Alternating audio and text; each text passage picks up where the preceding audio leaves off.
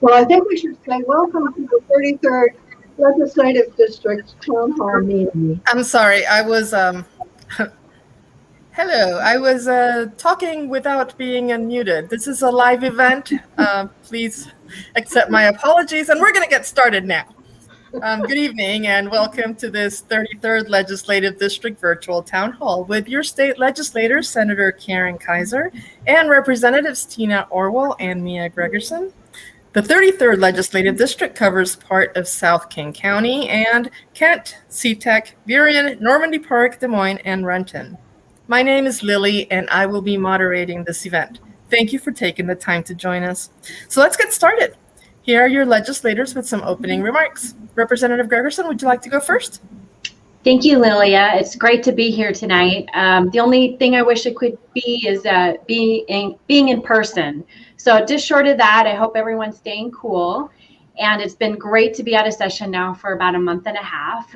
Finally able to leave my computer for a little bit of time.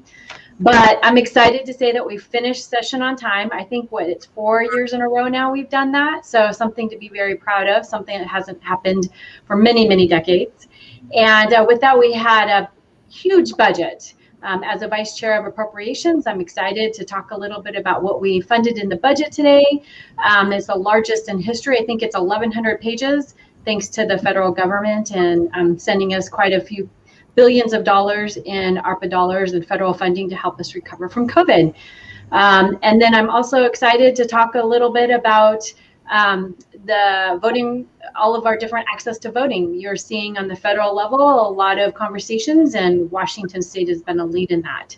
And the last is we funded about $500 million around digital equity and inclusion and infrastructure. And you're also seeing the president today talking about his commitment, and it's a bipartisan commitment towards more broadband, more digital equity. So glad to be here tonight. Thanks, Lilia.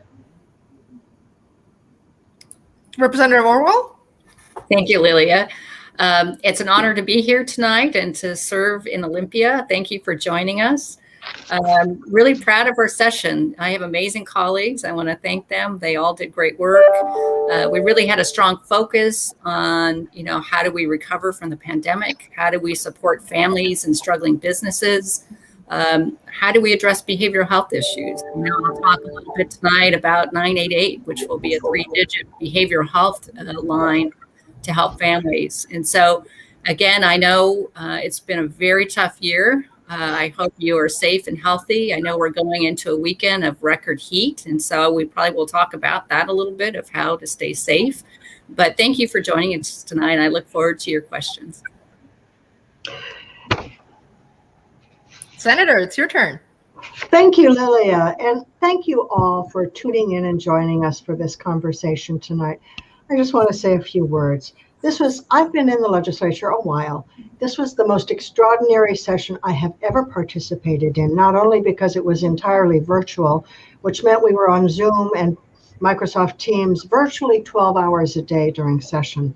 It turns you in something. I called myself a zombie because we were on screen for so long, and you couldn't vote unless you were on screen. So it was a difficult logistics, but I will say it was the most productive session I have ever participated in as well. We really addressed some issues of inequity in our tax code. We did a great job for childcare, which is something that is so badly needed. We passed something called the Fair Starts for Kids Act, which will really help people be able to go back to work because they'll be able to access childcare.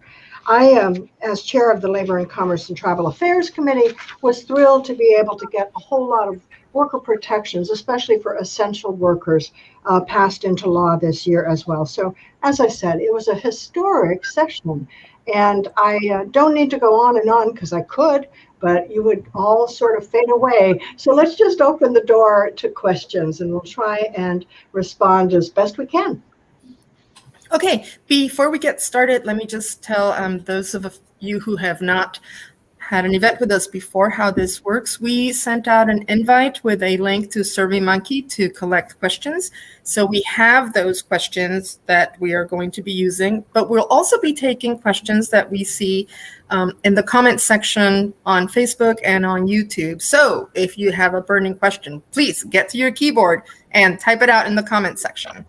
All right, so we're going to start with one of these SurveyMonkey questions. This one is from Steve, and I will read it to you. Can something be done to support people who need to take opiates because of a medical procedure? I only took them for a week, and it was exceedingly difficult to stop.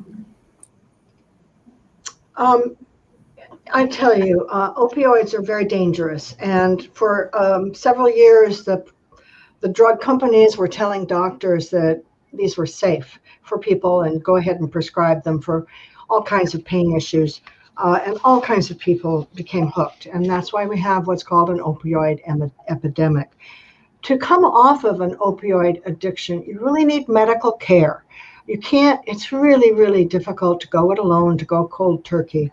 And there are medical consequences. So if you do feel like you can't do without opioids, but you really feel like you need to get off them, please get in touch with your medical provider and discuss the process of getting off opioids. We can do this. You can get off opioids, but you need to do it with medical supervision. Yeah, that's definitely tough. Okay, our second question is from Sandra, and she asks, now that Washington State passed a bill changing the criminal penalties for drug possession, how will you address the risk to children and the community?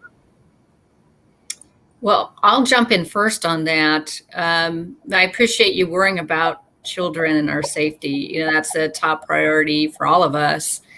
And, you know, one of the things that happened was a Blake decision, a court decision that came at the end of session that the legislature began to address. We're not done. I know the Healthcare Authority will have an advisory group that will be looking at the recommendations and coming back next session. But one of the things that happened that I'm really proud of this year is we really are putting more money towards treatment. You know, we want people, you know, who are struggling with chemical dependency to really get the help and care they need. And at the same time, I think we need to be looking at our youth and our schools around prevention, whether it's nicotine, and I know we did the tobacco 21, which I'm really proud of, or, you know, the use of marijuana or other drugs. We really want to educate our children of the harm of their developing brain, which of course is up to age 25, but we want to protect our kids. So I appreciate your question. And again, I think we're moving towards making sure there's better access to treatment so everyone can be with their families. All right. Thank you. Okay, so let's see. Next we have Yoshiko.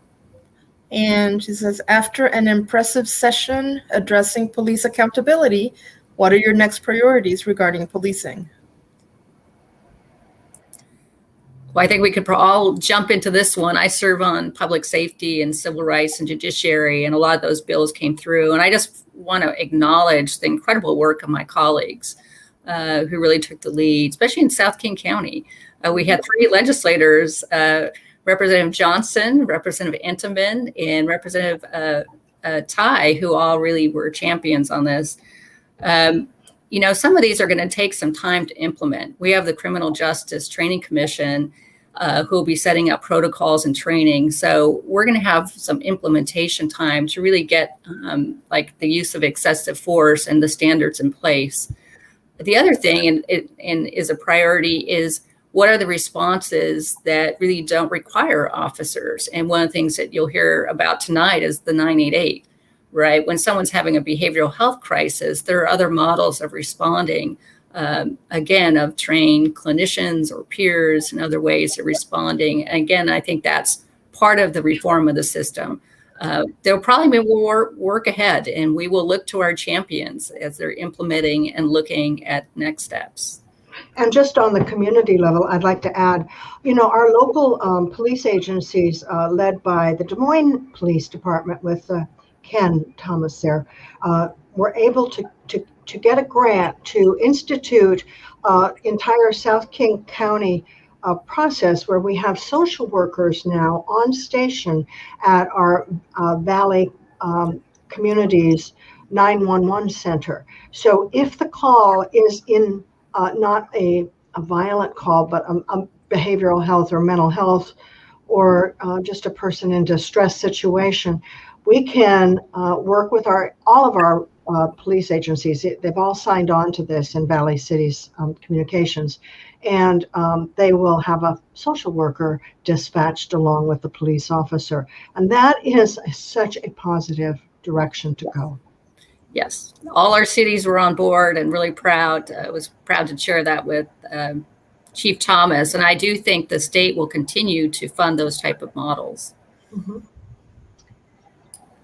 Well, and I also think that while we're celebrating so many great policies that we passed, and thanks to some great legislators and advocacy groups and helping to champion those efforts, we did fall short on some of the different sentencing reforms, whether it's the sentencing enhancements for those that are getting the extra 2 years for having some sort of drug crime in a school area that's proven not to work. And I know we were very close to the finish line on that one. I also know that restorative justice, when it comes to hate crimes in Washington State, we still need to make sure that we're centering that, but not ignoring the fact that there are a lot of hate crimes happening, especially out here in South King County. So we want to make sure we're monitoring, we're tracking, everyone's on the same page on how to report them and what to do to protect themselves and their friends. So I think those are just a few things that we'll be working on over the interim and into next year.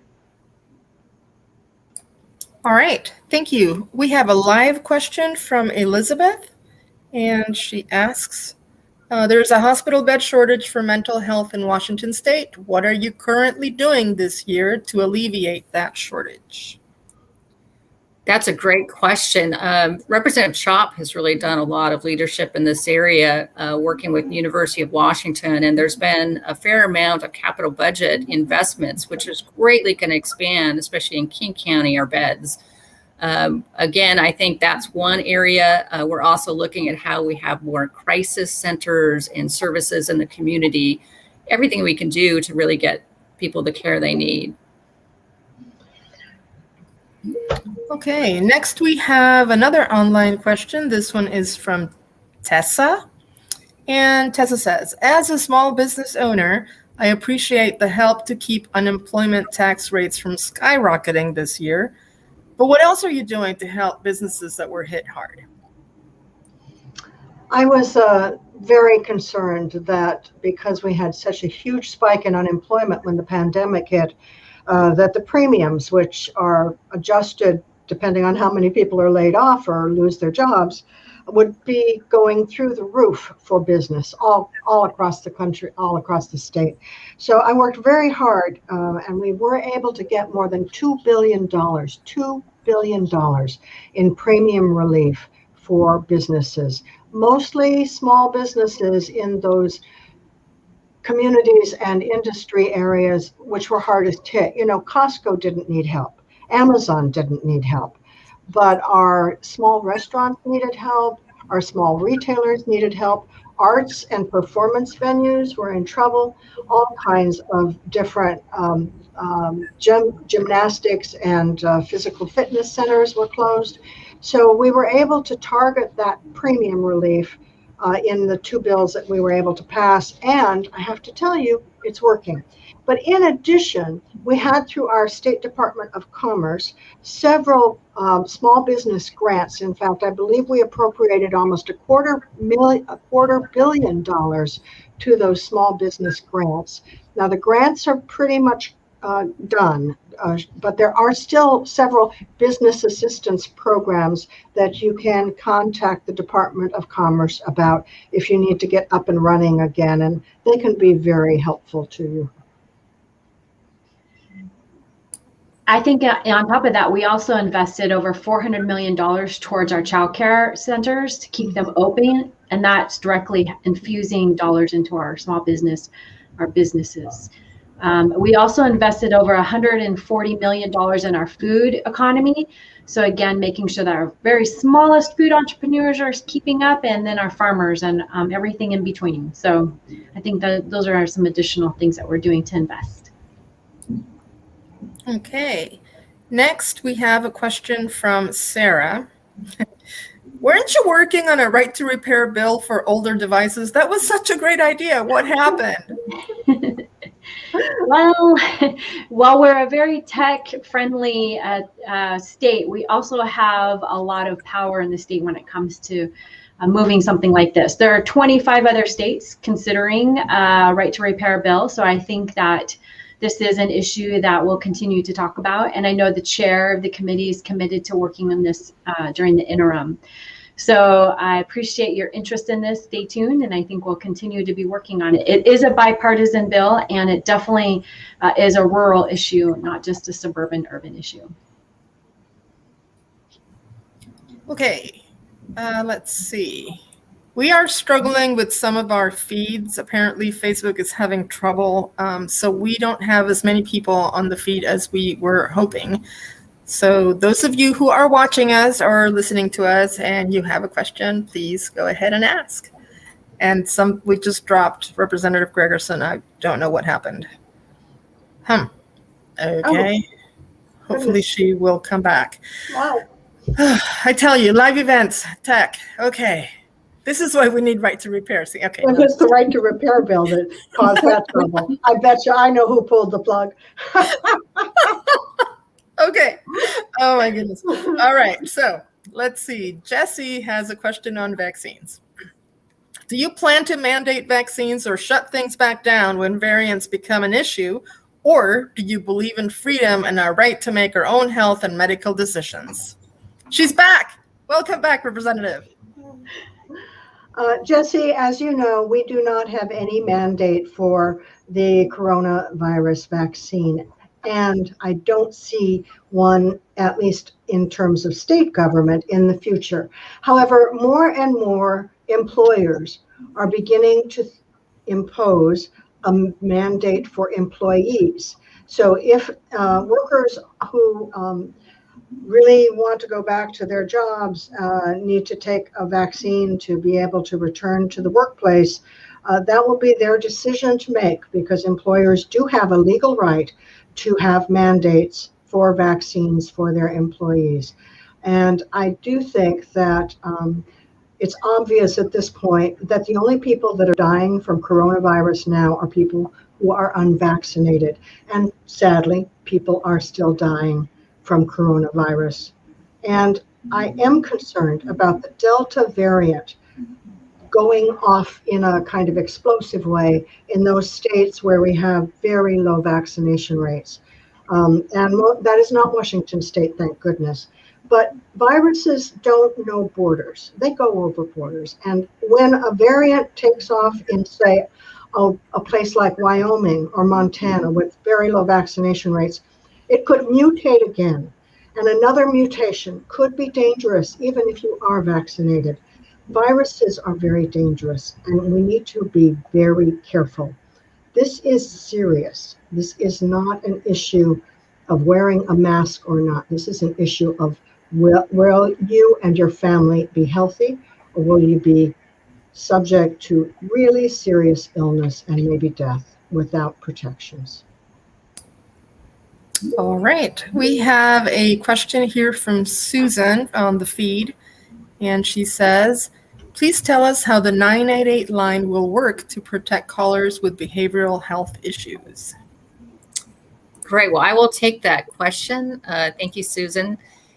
So our state is preparing for the federal 988. This will be a 3-digit line that will start in July of 2022. We have 3 call centers that are currently doing these suicide prevention calls, and they will expand. So the bill that I introduced and worked with Senator Dingra on really is going to prepare us. One, we want to make sure we have enough people to answer the calls in our state. We don't want people sent to other states that don't know our resources, where we can't do the follow-up. We also are going to be working over the next year to see where are the gaps in our system. This is an opportunity to fix and expand a system that's underfunded. And so we're going to be looking at how much crisis services do we have? How do we have a rapid response for that small percentage of calls that might need outreach? How do we work with 911? How do we work together? Because sometimes people are going to call 911 when they can be served through 988 or the reverse. So we're going to be setting up all this work. For me, it's incredibly important that as we're planning, that we're working with people with lived experience who understand what works and doesn't work. So that will be a big part of what we'll do this summer and through next year. Again, I'm really proud of our state is actually going to have the first tribal 988 behavioral health line in the country. And we're really going to try to do things in a way that we think are best practices and that really have a strong equity and social justice lens. So it's a great opportunity. We'll be getting, it's going to take us 2 or 3 years to have the system fully in place, but hopefully we will be answering all of our calls or most of them in the state starting July of 2022 when the line goes live. Okay.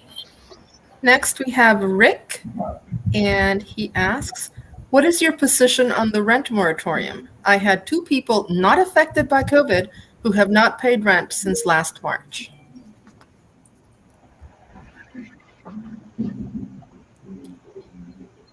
Well, I will start. I know that the governor did announce kind of a bridge program. I think he expanded it to the end of July. There's a number of dollars that are going to be going through to help landlords. And there's a couple different programs where landlords can get money directly. I might hand that off to Mia, who's more familiar with the dollar amounts in the budget. But again, we want to have resources in place for renters and for landlords as we transition out of this moratorium. Representative Gregerson, would you like to add anything to that?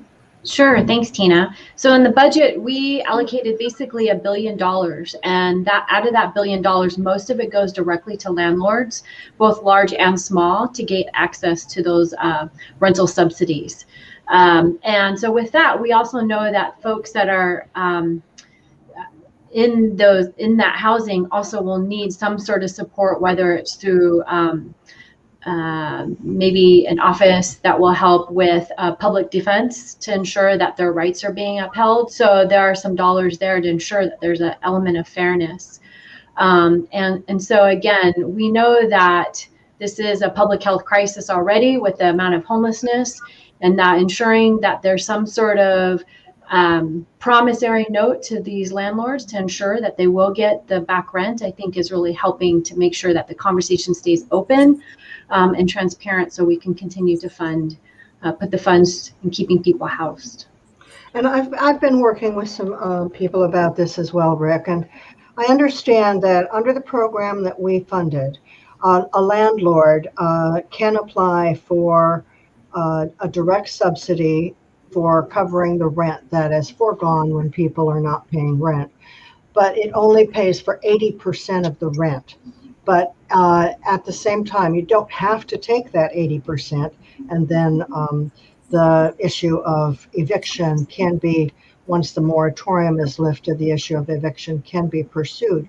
But if you do take the 80% subsidy for the rent that has been foregone, then you do not have the right to immediately evict a past due renter.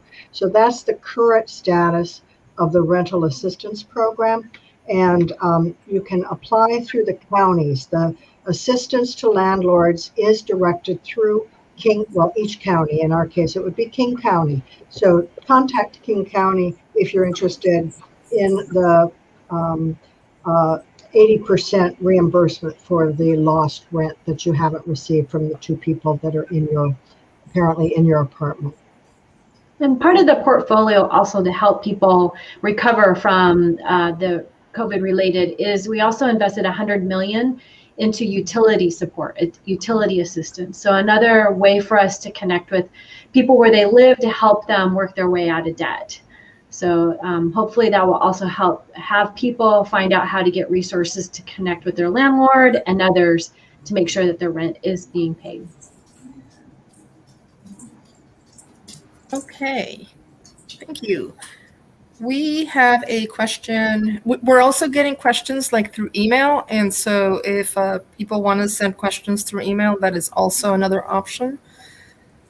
And we just got an email from Janine, and she asks, what have you been doing to protect workers this year?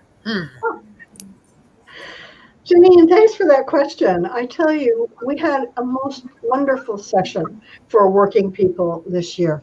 I will just first again reiterate that the huge Fair Start for Kids effort that is funded to help childcare providers and working parents with their subsidies for childcare is a big step for people going to work who have kids and need childcare. Childcare is a huge expense. At the same time, because we were in COVID pandemic mode, I wanted to make sure that our so-called essential workers, who were being treated as throwaway workers, to be honest, had protection. And I'll just share a personal story. My daughter, who worked as an EMT last year, was exposed to COVID 5 times. Each time she was exposed, she had to isolate from work for 10 days before she could go back to work. Well, she got paid for the first 10 days because she had that much paid time off in the bank. But after that, the next 4 exposures, she was out of luck. She just lost 10 days of work and didn't have any way to compensate or pay the rent or pay the groceries. And that happened to an awful lot of essential workers who had to isolate if they were exposed.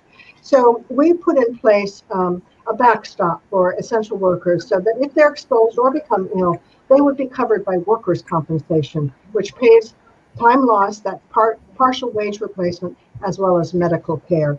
So that is a safety net for all essential frontline workers. And we also were able, and this is a real thrill for me, we were able to pass a law, first in the nation, to implement 40-hour overtime pay for farm workers. Now, farm workers have been exempted from overtime and the Fair Labor Standards Act when it was first enacted by Congress in the 1930s. And just to talk a little bit about institutional racism, in the 1930s, the Southern senators would not allow FDR to pass his Fair Labor Standards Act that put the minimum wage in place and put overtime in place for workers unless they would exempt farm workers. Now, those Southern senators had farm workers in their states, most of whom were Black. And that's how the overtime exemption for farm workers came to be and came to be adopted in all states.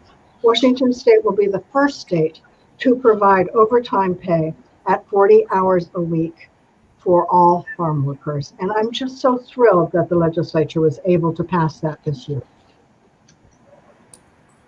Okay, we have a question from Bradley. Living near the airport is causing my kids to have asthma. What are you doing to make our air cleaner? That is a great question. And me and my colleagues are doing a lot of work. It's, we are so impacted by the airport. And I know the flights went down a little bit during the pandemic, but they're right back up again. Very concerned about the air quality and asthma. I know I have asthma. My son has asthma, and the more I'm learning about Jet A fuel and ultrafine particles, the more we're realizing that it really has an impact on our community. So we've been teaming up with the University of Washington and in several ways. One is they've been measuring these ultrafine particles, which pass the brain-blood barrier and cause inflammation in the body, asthma, heart disease.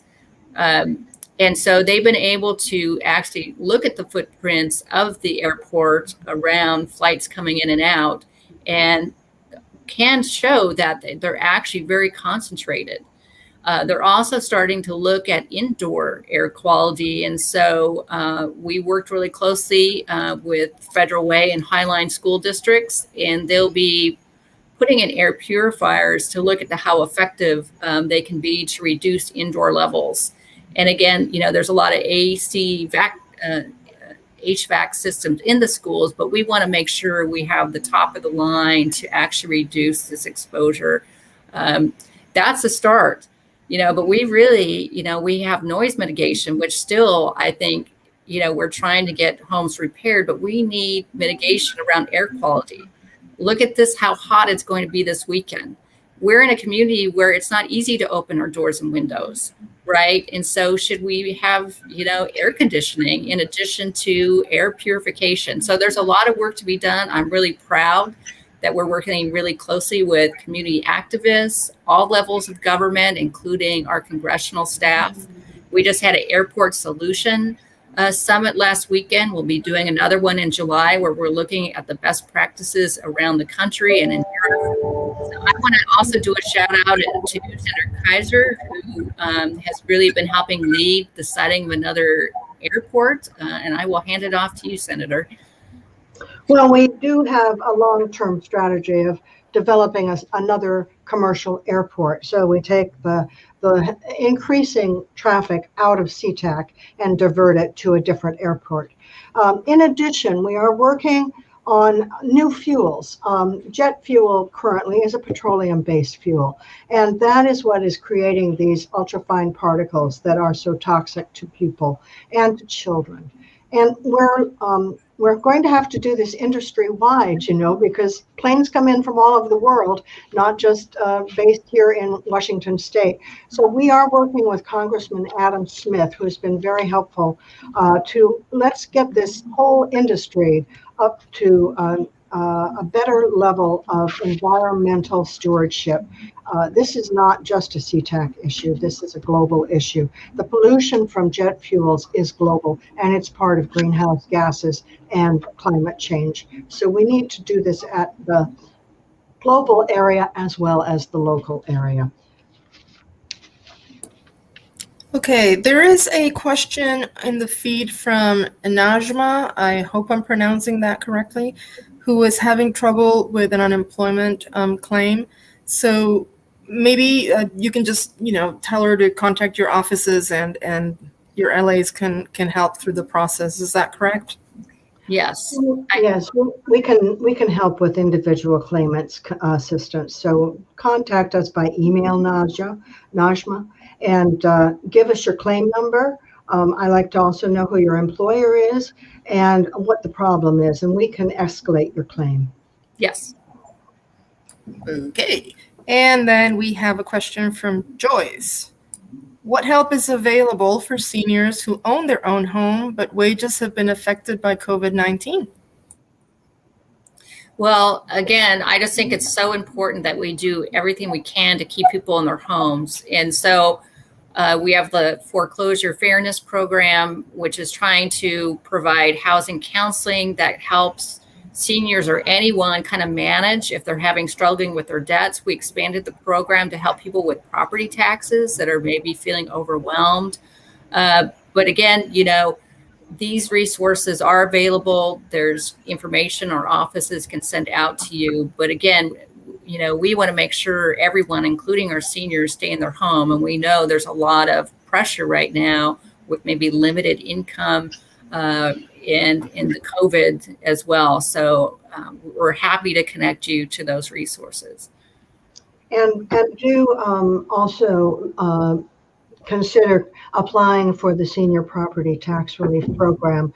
You have to have an income that is around $40,000 or $45,000, I believe. But if you have a lower income, you can have your property taxes forgiven if you're a senior. And the housing counselors can review your situation and actually help you apply for those benefits. If you have internet in your home and you can qualify, it's called emergency broadband benefit, and you have to work with your provider, but it can be $50 off of your bill per month. And that will be ongoing until the funds run out from the federal side. And if you want to contact either my office or contact the Department of Commerce, they can help you work through that if you have some questions. All right. Next we have Karen, who we're in the theme. I would like to see private insurance cover hearing aids for senior citizens. Is that possible? Being a deaf senior and on fixed income is not possible. Well, thank you, Karen. Yes, thank you for that question.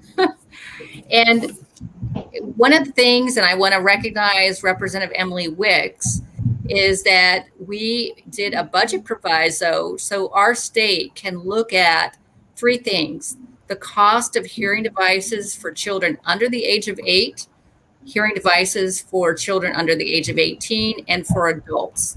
And so we are looking at how we can do a better job of kind of forcing the plans to provide this coverage and the state picking up the portion of the cost. So we are researching that, and I hope we can take action next session on this issue. So thank you. And I would also add that we're working with our federal partners on Medicare. So if you're a senior and on Medicare, we are trying to get Medicare to expand Medicare coverage to cover hearing aids as well. Currently, as you know, both dental and hearing is exempted, and we need to expand Medicare to cover hearing aids because it is impossible for a deaf senior on a fixed income to find affordable hearing aids at this point. All right, thank you. Next, we have Jonathan. I live in a mobile home park and I'm going to have to relocate next year. Someone told me that it's supposed to get easier. Is that true? Well, moving a mobile home is actually very difficult no matter where you live. But I do think that we've passed a law recently to make it easier for you to get relocation dollars. A few things. One is you have to qualify. You have to be low income to be able to qualify. And you'll work with the Department of Commerce to show that you're moving your home or you're disposing it. And then you can get some of those funds up front, whereas before you had to get reimbursed only. So that makes it very difficult for folks to do that. And then once you show an attestment or you can show that you've moved, you can get the remainder amount. And we did increase the amounts depending on the size of your home. The last time I think we increased it was 2005. So it's a much more, I think it's 17,000 if it's a double wide and 11,000 if it's a single. So that's a good amount of money. But again, there are other services. We talked a little bit about the housing and homelessness earlier in the discussion today. There are other services for folks who are experiencing either potential homelessness or relocation issues. So please reach out. All right. Hey, we are at 6:38 p.m. Time really does fly when you're having fun. My goodness. Okay. Next, we have Hank. What action is being taken to head off a state income tax? Hank, I actually think if the capital gains tax is upheld, that heads it off totally. And as you know, the capital gains tax only applies to the most highest income, wealthiest people in our state, and only applies to where you have profits from the sale of stocks and bonds and assets of more than $250,000 a year. And if the capital gains tax is upheld, I know it's in court and it will be subject to decision by the court. I think you will be safe from an income tax at that point, but we'll see, because who knows what the court's going to do. Hey, while we're on the subject, I'm just going to say, can you talk a little bit about the tax credit for families? Sure. Yeah, the Working Families Tax Credit is a wonderful benefit. Mia, do you want to talk about that? You were on the Appropriations Committee as we worked on that, and it's really helpful to so many low-income families. It's kind of like the Earned Income Tax Credit at the federal level, but done at the state level as a sales tax rebate. Well, in 2008, I believe we passed a bill that actually implemented this policy. But as you know, we don't always fund our policies. And so this year we actually funded the policy. I know, Tina, it came through your committee also on finance. I think it did hit appropriations. So it made it quite a few stops. In there, though, we did make sure that folks that have I-10 are also able to qualify for this. And I think if you're a family, you qualify for somewhere between $300 and $1,200. So again, it's not going to make someone rich, but it's really going to help a lot when it comes to concrete goods and just making sure that our parents are able to buy the things that they need for their family. So just something we're very proud of this year. And the other thing it did, is it made our tax system a little more fair. We have the most upside down tax system in the entire country. We have the most regressive tax system. And that's because we rely so heavily on the sales tax, which hits lower income people harder. Everybody pays exactly the same sales tax, but somebody who has $1 million doesn't mean the same thing as somebody who's got 10,000. So this will help equalize a little bit, in a very small way, some of that sales tax burden. Okay. Next, we have Claire. Can you explain what the Sexual Assault Survivors Bill of Rights is? That's a great question.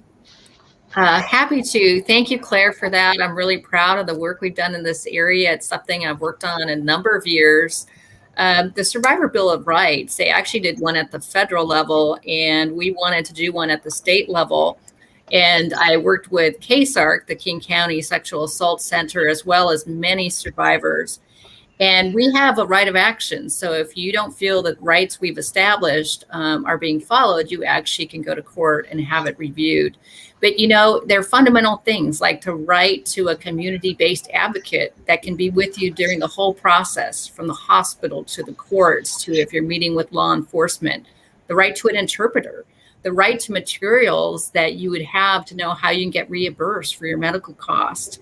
So we work and we have a number of those listed. But again, in many ways, or historically, we had many sexual assault kits not tested, and we really weren't supporting survivors of sexual assault. So we've really tried hard to fix that broken system. Now, every sexual assault kit is tested and soon will be tested within 45 days. Survivors can go online to check the status of their sexual assault kit. And now we have the Survivor Bill of Rights, which is to make sure that they feel heard and part of the process and get the information they need. So I'm proud of that work. It's been a huge team effort. And of course, we have more work ahead, but some really important steps. Okay. Next, we have Dave. Let me see. Hold on. Okay. Why is the budget support of our Medicaid-funded seniors in assisted living only funded to a 60 to 65% of the actual cost of providing a safe and secure home for the seniors of Washington State? Well, Medicaid is a federal program that is 50-50. The state pays half and the feds pay half. And Medicaid funded programs, health programs, almost always have low rates, whether it's for dental care, whether it's for nursing home care or assisted living care or provider care. We have tried to boost the rates. I'll tell you, they used to be down around 38%. So we have boosted the rates, but they are not at equity with Medicare or private insurance. They're not equal at this point. So we have to work very hard to find providers, including assisted living facilities, that will take Medicaid patients, because for them, they have to make up the difference with their other patients in their assisted living facility. So it's not fair. I grant you that. But currently, that's how the budget has broken out, because, as I said, it's we get 50% from the federal government, and we can match with 50%. Okay. Next, we have a question from James. I love it when people are really informed. So, let's see. I know that you're maintaining funding for the Foreclosure Fairness Act in the budget. Thank you for that. Did the program expand its mediation services as well? Thank you, James, for that question. I'm really proud of this program. I worked with an amazing group of stakeholders on this. And I want to thank our budget leaders for really making sure we had the funding, because with the moratorium, the bank fees that we charge basically stopped. And so the state really needed to step in, as well as the federal government, to help us during this time. But I'm also proud that we did a couple things, expansions. One is we expanded the program and the mediation services to small landlords who have up to 4 units who are struggling right now. So not only can they get the counseling, but the mediation.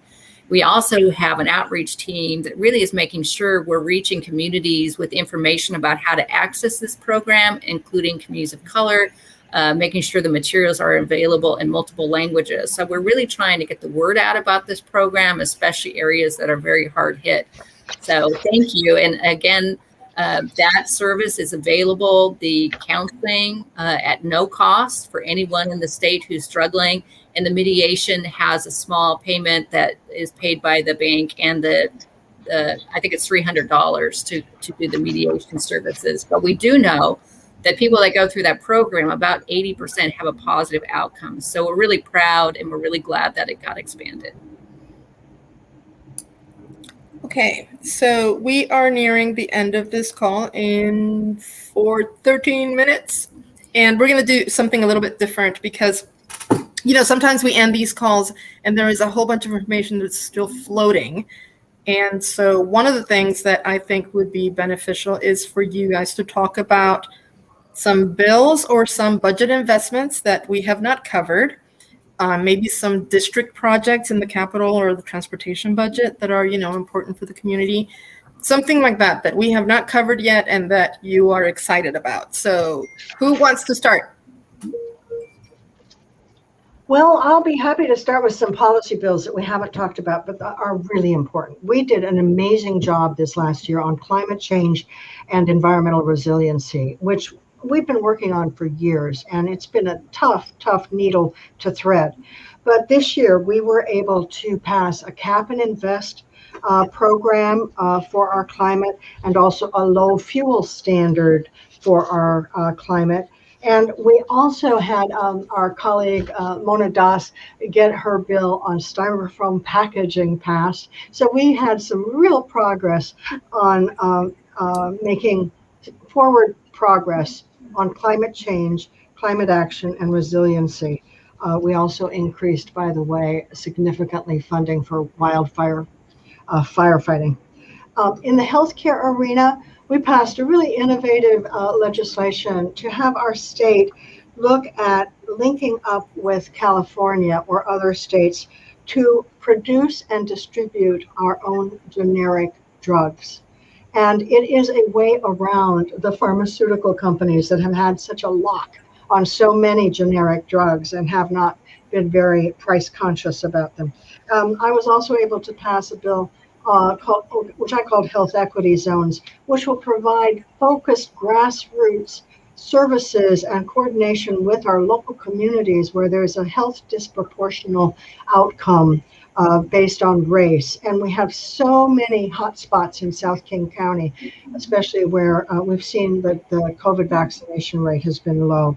So we can do that. And last but not least, we expanded postpartum coverage for new moms from 60 days to 12 months, because lots of complications happen in the first year of a person's new motherhood and their child. So we expanded our Medicaid coverage for 12 full months. And those are just top lines of some of the wonderful bills that became law this year. All right, who goes next? Go ahead, Tina. I went first in the beginning. Okay. Well, there were some really good investments that we haven't talked about on the capital budget with the Seattle World Relief. They're going to be opening a commercial kitchen, which will be a great way to welcome people to Kent and the surrounding areas, and it will help spur new businesses. So very excited to support that. I had been working with the Kent Police Chief and the different community leaders about new officer orientation. And we're working with the University of Washington to really see how we can have a placement in the community and a mentor for a new officer so that they could really learn. We're culturally so rich. And so we want them to really get to know our community. We want to make sure they're a good fit. And so we did get funding to support the agencies that are going to do the placements and the mentorship, as well as money for the University of Washington to study and really see what the impact is. So I really am proud of that. It was really a community effort to move that forward, and so glad that our leadership funded that.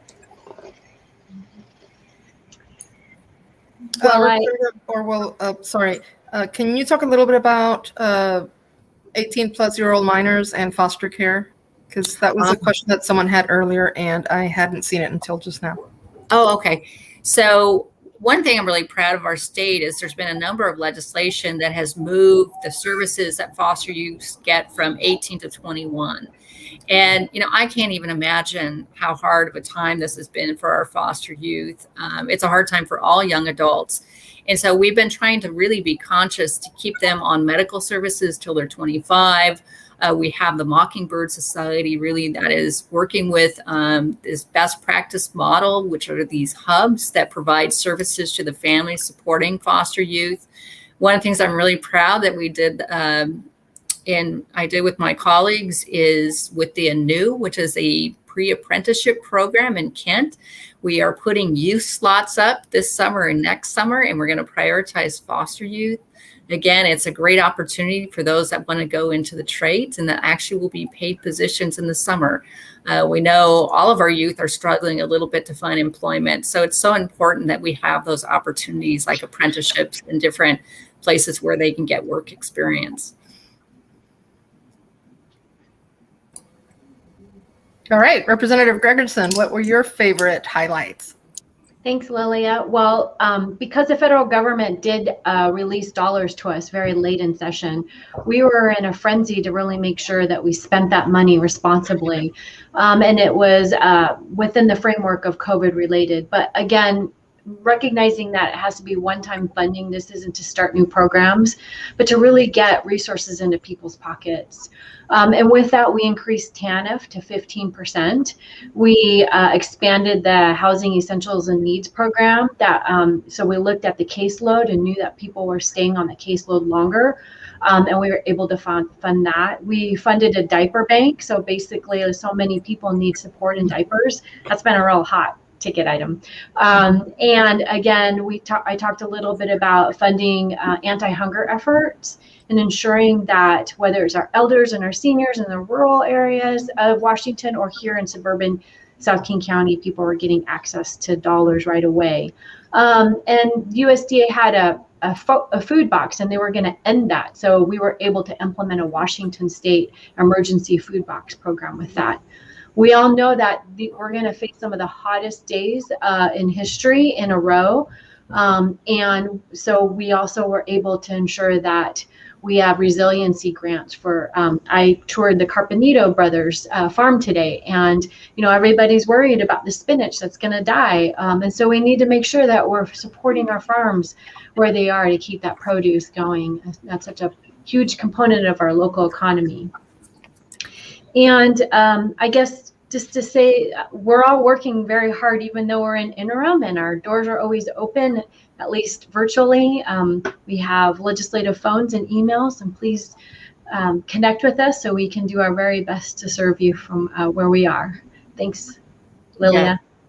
And I just, again, want to say, please reach out if there's things we can help you with. I know this weekend we heard this morning from Department of Health is that if you're struggling this weekend, South Center is one of the places they're encouraging people to go, encouraging people to maybe cover windows and stay hydrated, and to be really aware of those signs that you may have heat stroke, which is often nausea and headaches, and just to be very conscious of really just taking in a lot of fluids. We just want you to be healthy and your families to be healthy, and during what could be a tough weekend for us because most of us don't have air conditioning.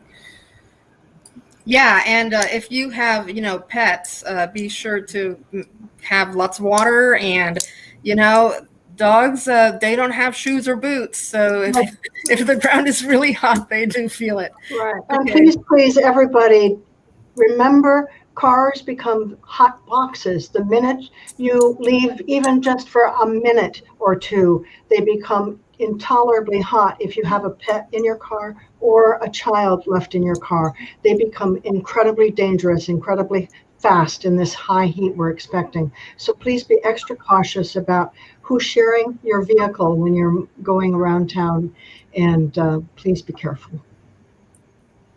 Yeah, and the other thing also, if you're going to be out in, our bodies of water, wear a life jacket, please, because It can get dangerous out there. All right, so we are almost done with this, and let's just go through some very short closing remarks and remind people that your offices are, we may be remote, but there's always your wonderful LAs. All three of them are truly incredible people. And so, they solve problems. I know that for a fact. Well, thank you. And again, I just appreciate people tuning in. I work with Mary. Many of you, if you contacted my office, have spoke with her, and she is just incredible. And she's very good at connecting people to resources, connecting me. I'm available for Zoom calls, phone calls, or maybe even meeting at this point somewhere outdoors. So again, just so glad that you're tuning in. And again, we're all here to help you. And we work as a team. We work very closely together on all the legislation and issues in our district. I want to thank everybody again for tuning in and participating. And my office assistant is Jennifer Minich, who is a miracle worker.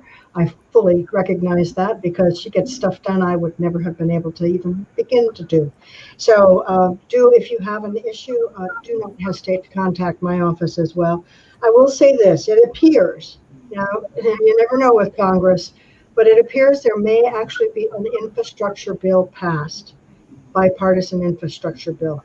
If that happens, I think there may well be a special session called for the transportation issues that will come with that infrastructure bill if it's passed. So I don't know when that's going to happen, even if it's going to happen. But just to say, I think it's likely if the Congress does do that, we can do it here at home. I would just like to say thank you to all the staff and interpreters for helping us put this on tonight. There are so many people behind the scenes that do this to help us. So thanks again to all of you. Yeah, thank you. Well, we enjoy doing it. And as always, really, please accept an apology for all the tech issues. They happen. And so we are done with this call. Please stay cool and happy, and we will catch you again next time. Bye-bye. Bye.